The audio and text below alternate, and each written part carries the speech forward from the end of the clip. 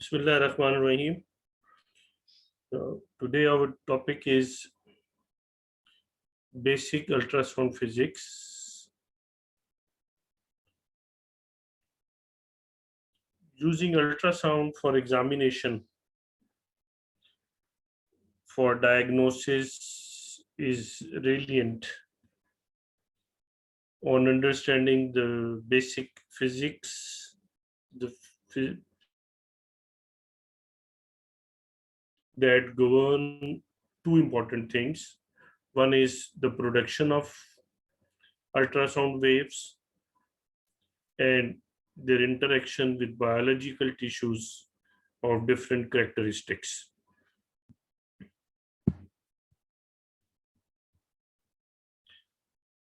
The basic concepts of system function and the concept of echo manipulation are important. So we will be discussing that. First thing is what is sound. So a series of compression and expansions through a medium. Very important thing that a medium is important for a sound to travel. For instance, if we vacuum out the air from the room before we die, we will not be able to convey our cries, to convey our sound to others who are outside the room. Why? Because there is no medium for our sound to travel. And if the medium, which is air around us, is not there, in its absence, we will not be able to get oxygen, which can result in death. So a medium for traveling of sound waves is important. Sound is a mechanical wave and it results with the compression and expansion. Here we can see these are the sound waves, how they compress and creates pressure, then expands. So once our tongue is touching the teeth, palate, different structures in the mouth, and we use energy to produce sound. With the movement of these structures, some sound is produced which travels outside the mouth, and if there is medium, it travels mechanically, and when it strikes the eardrum with different velocities and frequencies, with the experience of understanding that words, the person who is a recipient of the sound waves is hearing, can understand what we are talking about. Obviously, the knowledge of that language or about that words, about that sound is important.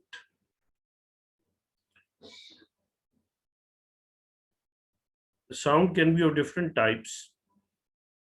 It can be audible, or it can be above the frequencies which are audible. It can be below that range. We will discuss in next slides. The second important thing is velocity. Velocity is the speed of sound with which it travels in a medium. In air, we need 330 meters per second for traveling. In water, 1480 meters per second. In fats, 1450. In liver, we need 1545. In kidneys, 1561. And in muscles, 1585. So for a human body, we have taken an average velocity in soft tissues for human body as 1540 meters per second, at which we adjust our machines, ultrasound machines. So the frequency can be audible or not audible. The not audible can be of two types: infrasound waves and ultrasound waves. The audible sound waves, the frequency of that sound waves which are audible to the human ear ranges from 20 hertz to 20 kilohertz, which is 20,000 kilohertz. If the ears of an individual are normal. Above that is ultrasound. But keep in mind the dogs can hear, this is for human being 20,000 hertz. For dogs, the normal range is 50,000 hertz. For bats, it is 100,000, 100K, which is kilohertz.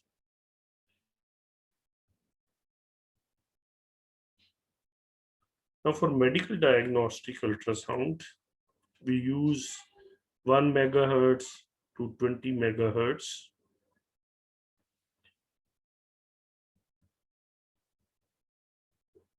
Before we go in details, we need to know we have discussed the sound. We need to know the definition of ultrasound also. According to Mercury's dictionary, ultrasound is defined as pressure waves whose frequencies are above the audible limit. So the pressure waves which are not audible to the human ear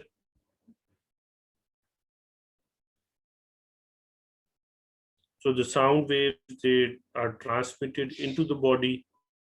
They strike various organs. They come back, reflect, scatter, and return echoes are collected. Echoes are the sound waves which strike and come back. So the returning sound waves are called echoes. If you look at the history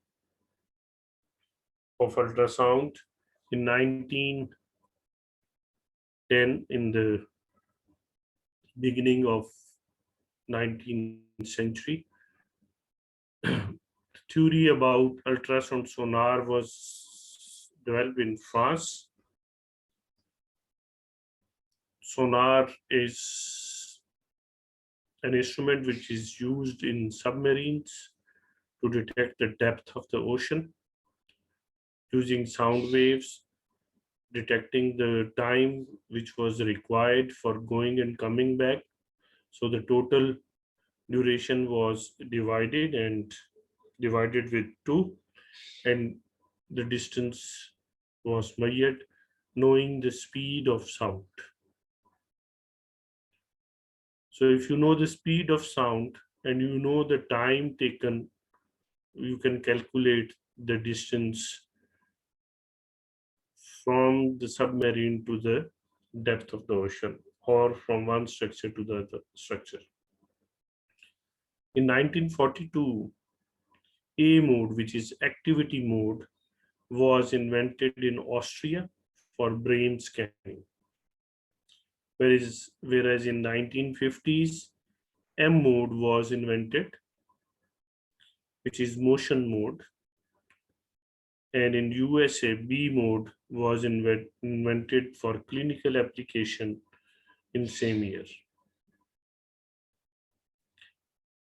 The CW, which is the continuous wave mode, was invented in Japan for heart valve applications.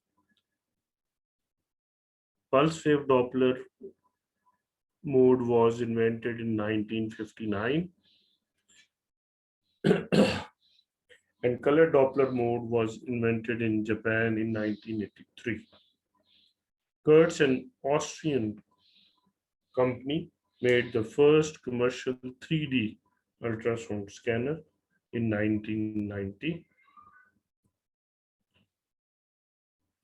Here is the sonar. This is how you can detect the depth. Here is a ship. You can get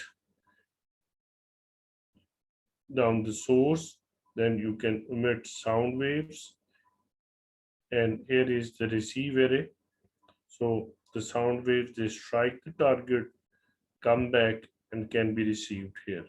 So a ship can detect the depth of the any organ or depth of submarine in the ocean. This was the beginning. Then comes the activity or amplitude mode, which was the strength of the signal on graph. Here you can see the strength of the signals. How is the amplitude? And this is an ancient picture showing alien here and sound waves traveling, and we are getting the amplitude. It was in 1942. Then is motion mode displayed over time. We can see the function of M mode is to display tissue motion and usually used in echocardiography. This is depth versus time. Brightness mode is displayed as dots on screen. Stronger signals will give us brighter dots. So the things which will reflect more, which will reflect sound waves more, will appear hyperechoic, white, brighter.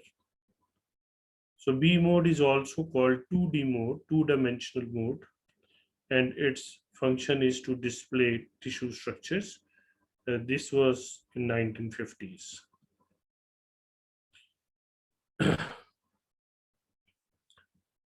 Here is the convex probe, the transducer, which is convex. It looks like this, and it is curved or curvilinear. It will give us this type of image. Here you can see the probe will be here, and it is a convex image in which we can see the liver and diaphragm and some of the hepatic vessels. This is a linear transducer. We can see the rectangular image formed by it, and we can use color Doppler along with it. These are the carotids and the vertebrae giving shadow. So linear transducer gives us a rectangular image. It is used on straight organs. We can use it for scrotal penile ultrasound, for thyroid, for breast, for musculoskeletal. The pulse rate Doppler, which is used for cardiac imaging, and it is used, it is like a phase array. So it is used in moving organs, and especially in heart.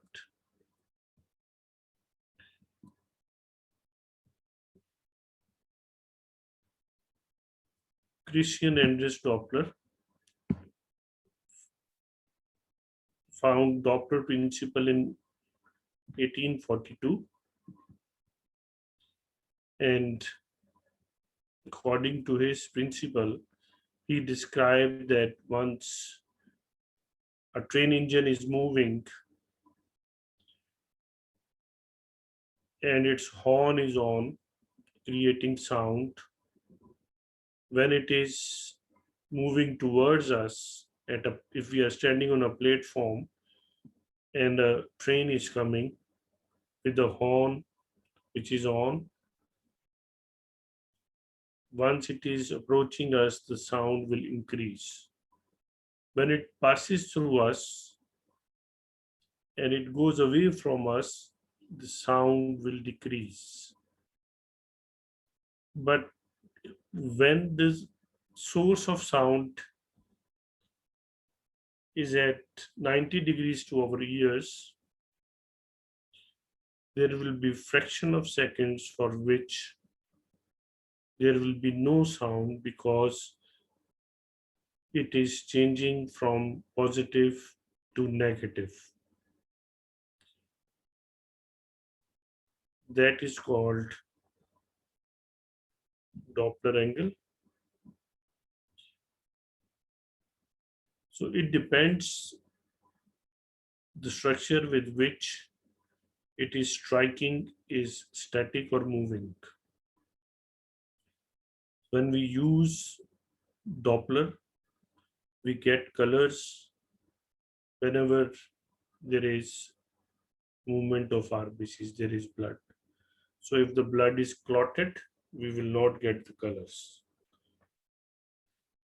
Here are the sound waves which are traveling towards the blood cells. The blood cells are moving, they are striking with the sound waves, they are increasing its energy. That rebound sound waves are going back to the transducer, which is showing us colors. Even water or even the urine in the fetal life, when the fetus is passing urine, if it is moving, it will give you colors. It doesn't matter it is blood or any other fluid, anything moving will give us color. When it is moving towards the transducer, it gives us red color, and when it is moving away from the transducer, it will give us blue color. Even nowadays, we can change the colors. We can assign any color to the sound waves which are traveling towards the transducer and vice versa. This was a formula for calculation. FD is equal to 2FV cos theta divided by C. FD is the Doppler shift of the frequency.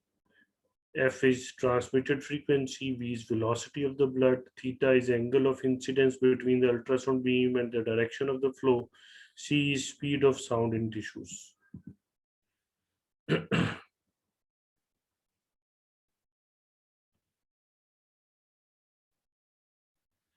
Then comes a transducer. The transducers are of different types. As we saw, they can be linear, convex, phase array, or transvaginal or transrectal, which are the endocavity transducers. These are the piezoelectric crystals. The piezo or piezoelectricity is an effect which is very important to be described. There are several types of transducers available. The construction varies according to application, like mechanical, sector, phased array. We can have annular, linear, curved, and specialized, the intercavity, which are the operative ones. Crystals are the piezoelectric crystals are the materials which produce a voltage when deformed by an applied pressure and produce a pressure when deformed by an applied voltage. So when we give them voltage, they produce pressure, and sound waves are pressure waves. So sound is produced. And when the echoes come back in the form of sound, they strike these crystals, then these crystals produce voltage, which are the messages in the form of voltage, which are received by the receiver in our machine.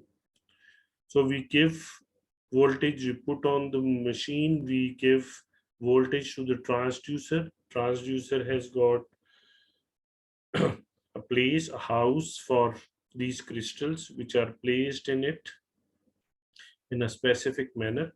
They are stimulated, and they are stimulated by the voltage, and then they move, and by compression and movement, they produce pressure.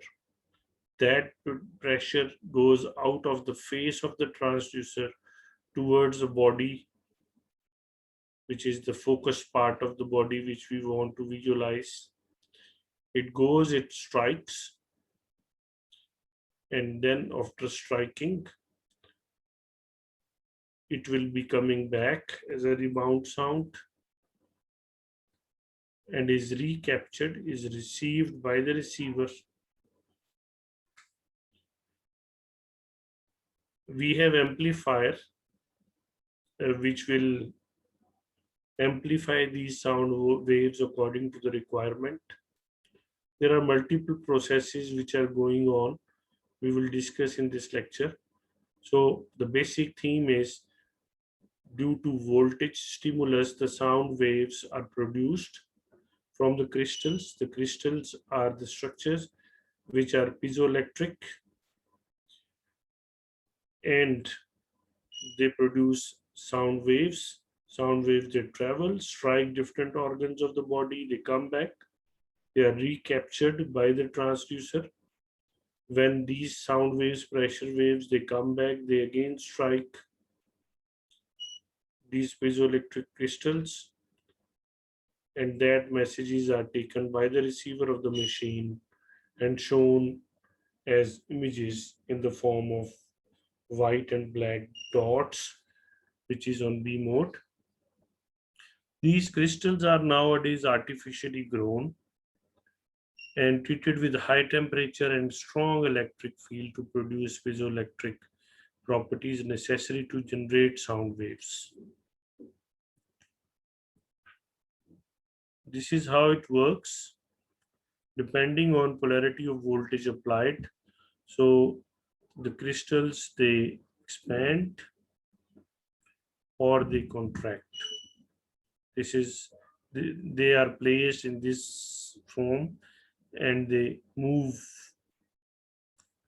in a sequence in a specific way. So they are not practically striking with each other to produce sound. They are placed at a distance which is of micro level, and due to change of the polarity, they move. The basic transducer has got different structures.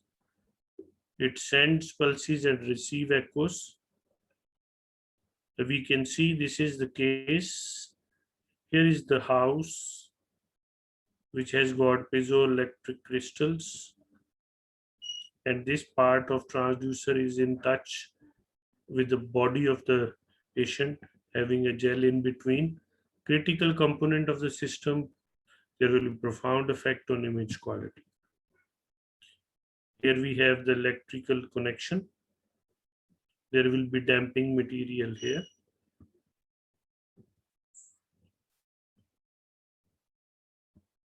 So piezoelectric crystals, and this is the phase.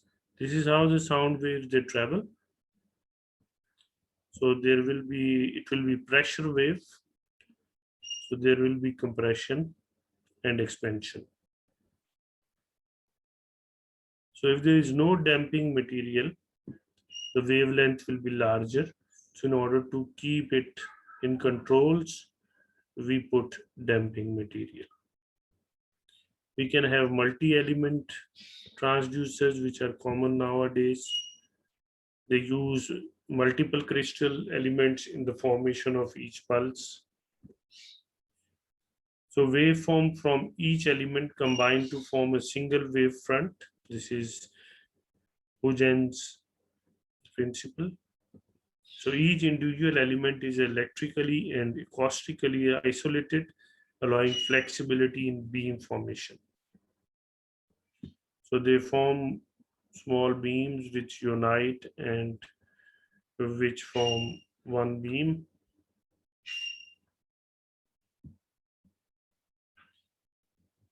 Then there is a question about real-time transducer. All these transducers are real-time because they form a real-time picture. So transducers produced by different manufacturers may have similar frequency, size, and shape of footprint, but have quite different beam characteristics due to differences in construction and proprietary software drivers. So they can have widely varying number of elements, thus aperture widths. So we need to know our transducers and their capabilities. Here is the cable. This is transducer. The damping material is here. The crystals are placed housing here. So it will have a near field and a far field. And in between the near field and far field of the beam which is produced, there is transition point. So just imagine the beam of light which is produced by your torch. So it is a beam of sound waves which has got three components. The main two components are near field and far field. So it will expand at the transitional point. After focusing, we apply aperture on the transitional point. So we decrease its size in order to decrease the far field. This is curved crystal, the lens, and electronic array. This is how the beams are produced. Keep in mind the beams are three-dimensional. So image requires a very narrow beam and focusing allows improvement. This is how there are side beams. So we have to concentrate on the central beam. This is our focus. So in addition to it, there are multiple side beams which are produced. Here you can see, which can create some artifacts. Side lobes are still around. So there are manufacturers, they are trying to get rid of it. And we know that they cause artifacts. The artifacts are the unwanted effects, which we don't need, but still they are there. The piezoelectric effect, if expansion and contraction occurs more than 20,000 times per second, ultrasound is produced. So until applied voltage is stopped, that is called continuous wave. So if expansion and contraction is 20,000 per second, then sound is produced, and if it keeps on moving, unless the voltage is stopped, it goes continuous. Whereas the voltage applied for very short time, crystal resonates or rings, ringing decays, and a pulse is produced. So it comes in pulses. Larger voltage, louder ring. That is pulse wave. It is not a continuous wave. Pulse echo imaging. Here is our transducer, and this is a cut section of the body transducer. These are the emitted sound waves and image formed by sending out a short pulse of sound along a narrow beam path. The sound waves, they strike and they come back, which is called echo. Another important thing in ultrasound physics is resolution. The general definition of resolution is the ability to distinguish echoes in terms of time, space, or strength. Thus, good resolution is critical to the production of high quality images.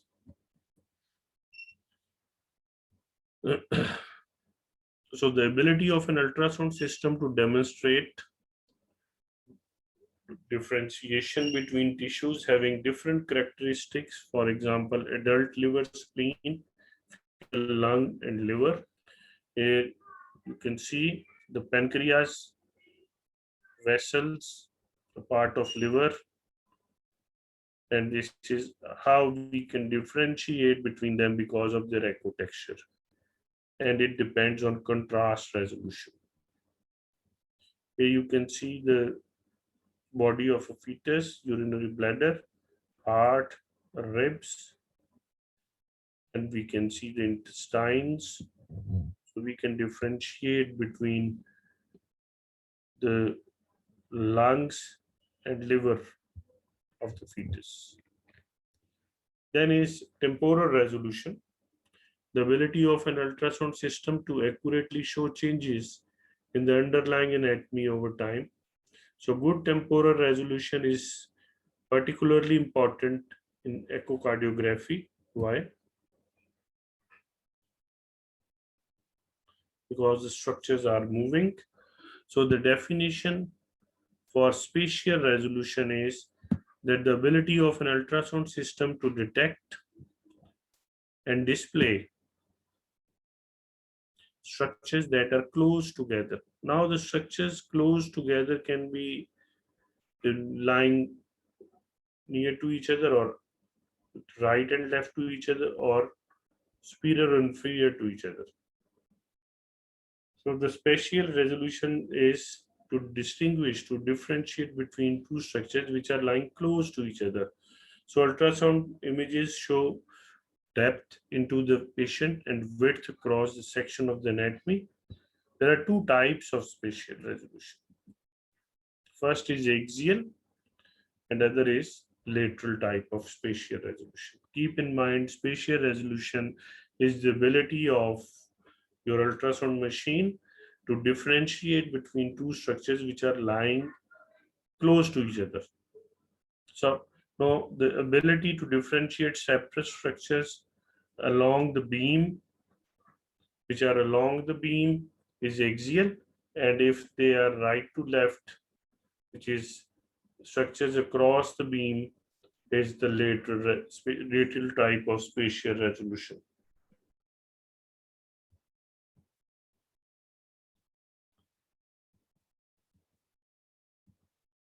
Here you can see the spatial axial type of spatial resolution, two structures lying, one is lying above the other. So we can differentiate, we can see these are two vessels. We can have aorta and IVC, or we can have two other structures which are lying very close. If they appear like one dot, it means the axial type of spatial resolution in that machine is not working properly.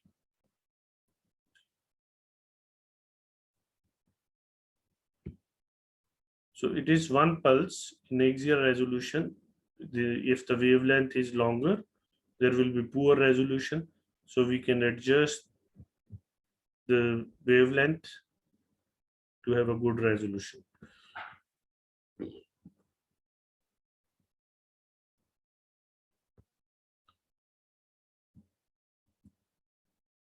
The number of cycles in pulse and length of each cycle or wavelength of beam is important.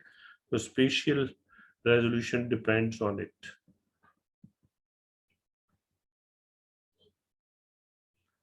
In lateral resolution, the ability of an ultrasound system to distinguish between two separate targets perpendicular to the beam path, same distance from the transducer, lying next to each other. As we can see, usually once we are scanning the patient lying supine, we can see aorta and IVC, which have same distance from the transducer. When we can differentiate between them, this is normal. But if they appear like one structure, we cannot differentiate between them, then the resolution, which is the lateral type of spatial resolution, is not working properly. For lateral resolution, it depends upon beam width. So we can adjust the beam width. We try to bring the structure in the center of the beam. Then we will get the best lateral resolution. If we try to bring it here, both structures, they will combine and they will appear as one structure. So best, the art is to have the structure in the center. How we adjust it by decreasing the width of the beam through the knobs. If we get the structure here or here, where the width of the beam is more, we will have structures appearing like this, united, mixed up. And if it is like this, we can see the structures distinguished from each other.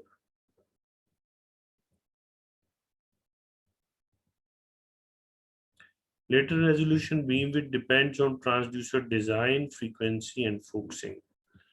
These are important. Then comes attenuation. Attenuation means the loss of energy. As sound traverses body tissues, various factors causes it to lose energy, thus to undergo a reduction in amplitude intensity. Loss of energy is attenuation, and attenuation can be of four types. So when the sound waves travels into the body of a human being, the body of the patient, it will have loss of energy, which can be due to scattering, reflection, refraction, and absorption. So four processes which are equal. If we go for the quantity, that will be 25% loss is by scattering, 25% by absorption, 25% by refraction, 25% by reflection. So they take equal part. So the total energy loss is equal to the sum of energy loss by these four processes during the sound wave is traveling towards that tissue which we are focusing, and the sound waves which are coming back in the form of echoes. So while traveling from the transducer to the organs to the body and coming back to the transducer in the form of echo, in going and coming back, there will be four type of um, processes which are taking place, which causes loss of energy, which is attenuation. The amount of energy loss is determined by tissue involved, distance traveled, and frequency of beam. Dependence on frequency is important, limits the penetration of an ultrasound beam of given frequency. So four main processes contribute to attenuation: reflection, refraction, absorption, and scattering. All factors affect transmitted beam and returning echoes equally. So amount of attenuation depends on total path length. Approximate rate of attenuation in soft tissue is 1 dB per megahertz. So if I am using 3.5 megahertz transducer for scanning of viscera, for instance, liver, the loss of energy will be about 3.5 dB. These 3.5 decibels will be compensated by our bank. The bank is our machine, and machine will give that energy to the sound waves to make them that much powerful so that they can hand over the message they have brought. Otherwise, they will be so weak that we will not be able to see them. So the knob which is used to give that energy is called gain or time gain compensation, which is the main knob in our machine. We will discuss the knobs in some other lecture about knobology. So reflection occurs between tissues of differing acoustic impedance. Impedance is the resistance. So when there is a resistance mismatch, there will be reflection where the interface is large relative to the wavelength of sound. Some sound is reflected, some is transmitted. Percentage reflection is dependent on magnitude and impedance mismatch, angle of approach, soft tissues versus air, 99% is reflected. Soft tissue versus bone, 40% is reflected. Liver versus kidney, 22% is reflected. Second is reflect specular reflection or diffuse reflection. Specular is in the same angle whereas diffuse is in different angles. So the deviation of the path of a beam occurring when the beam passes through interfaces between tissues whose speed of sound differs and the angle of incidence is not 90. So this is the angle of incidence. It strikes here. This is the interface. Interface is the boundary between two structures, between two type of tissues. It deviates if the impedance difference is there. So variation in velocity about 10%. So deviation of up to 10% may occur. Refractions can produce recognized misregistration. Then is absorption, transfer of some beam energy to the tissue through which the sound is traveling. It increases with frequency, produces heat effect, and there will be high frequency. Transducer is not useful at depth. So the high frequency transducer are used to see the structures which are superficial, and low frequency transducers will show us the structures which are more deeper. The fourth process which creates attenuation, which is loss of energy, is scattering. It occurs at interfaces within the beam path. Pattern relies on size of interfaces relative to wavelength. So interface is equal to wavelength, provides much of textural information present in image, and interface and wavelength are very important. We can have relay scattering in RBCs. This is beam attenuation. So when it goes deeper, the sound waves becomes weak and the echoes become more weaker. This is how it appears. If it is closer, there will be less attenuation. The image will be better. If the structure is lying very far or deep, it will appear hypoechoic. It will not be appearing clear. So we use TGC, time gain compensation or gain knob, to make everything clear.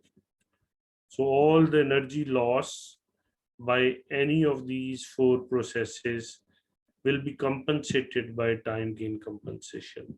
So with this knob, we can see all the structures, either they are lying superficial or deep, equally clear.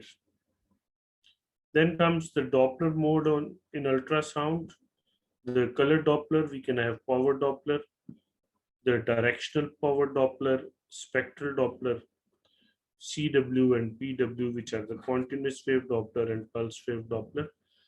In continuous wave Doppler, the speed of blood cell displayed on a time versus velocity graph. Time versus velocity. Its function is to measure velocity to blood flow, especially high velocity flow.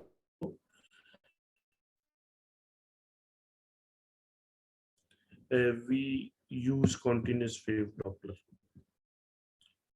This is the sample line, sensitivity region, angle correction, and we get the CW.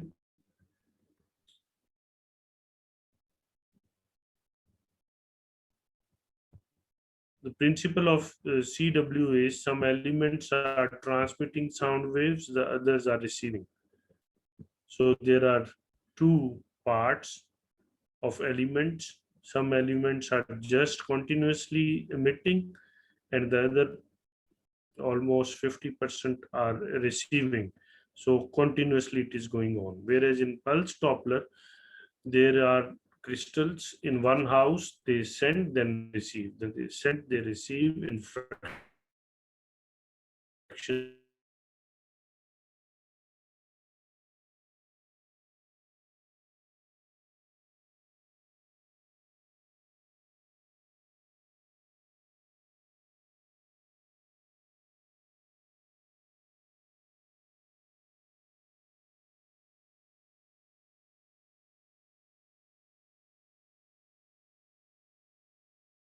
based on mean velocity. As I mentioned, we can give any color, we can assign any color nowadays. So it detects the direction of blood flow. Then power Doppler displays volume of blood flow, especially at low velocity, so it is more powerful. It can be directional NGO, it can also give us the color direction nowadays. So direction power Doppler, we can have different maps of colors. So B mode like this, the color mode, and the power Doppler power mode, it is not directional. When it is powered, we can also have power Doppler with directions. This is B mode, which is colored. We have given color to the gray scale, and this is the colored Doppler. Now we come to difference between color and power. Direction, we can detect the direction in color Doppler and directional power Doppler. Color Doppler is angle dependent, whereas power Doppler and directional power Doppler are not angle dependent. Color is dependent on velocity, the other two are not. Colors have normal sensitivity, whereas power and directional power Doppler have high sensitivity. For application, the color Doppler is used for normal velocity, power is for low velocity, and directional power is for low velocity structures, like for small vessels. Power Doppler displays amplitude of signs, how much color Doppler displays velocity, how fast it is. Here you can see the color Doppler, the vertical and oblique. Here is the vessel, we can see the colors. This is for power Doppler because the flow is minimal. So this is angle dependent, the power Doppler is not angle dependent.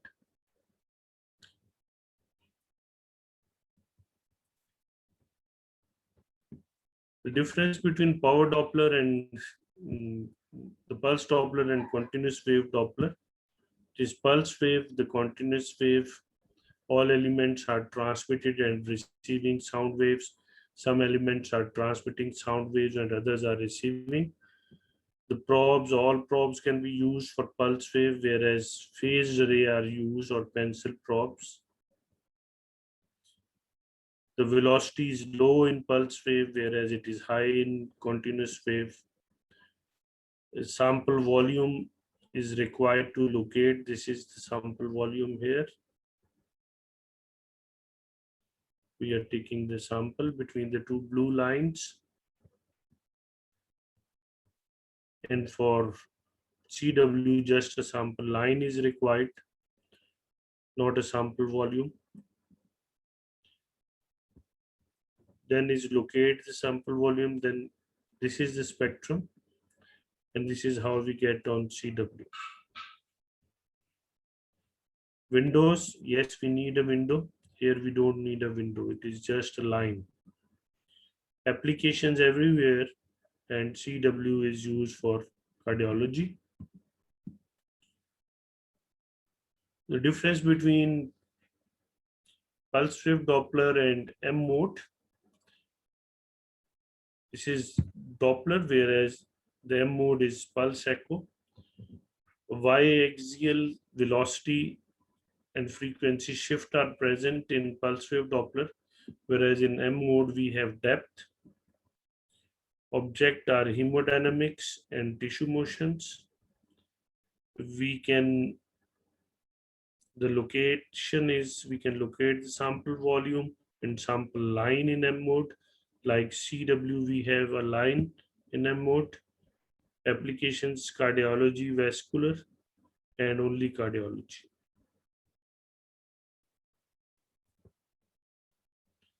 These are the anatomical M modes. Conventional M mode, how we use it. And this is color M.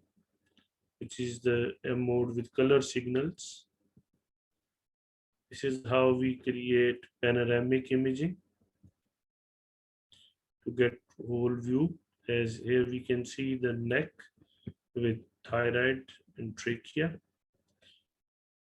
Four-dimensional or three-dimensional. Three-dimension is the whole three dimensions, and when a three-dimensional picture is moving, then we call it four dimensions. These are three-dimensional images. We also have tissue Doppler imaging, which is tissue harmonics or tissue velocity imaging, TVI. They usually use in cardiology. These are tissue Doppler imaging. Another thing is contrast enhancement imaging. We use microbubbles to enhance flow imaging in B mode. Visualize slow flow in small vessels. Observe whole process of perfusion. The clinical uses are tumor detection and characterization of the abdominal organs. VSD, like ventricular septal defect, can be visualized, and other cardiac organic diseases. Contrast enhancement imaging is used. This is how we can get the resonance in the linear and non-linear structures, reflected spectrum, and the harmonic echoes. The bubbles, their shell, and there is gas inside. So the harmonic echoes are greatly enhanced. This was all about the basics of physics, and you can visit us at eames.edu.pk. Then we have smart higher education consultants.uk and Afro-Asian.edu.pk. The higher education consultants is a website of a company where we offer a lot of things like jobs, internships, and placements, licensing of your facilities. So please visit it. You will get a lot of information. Thank you very much.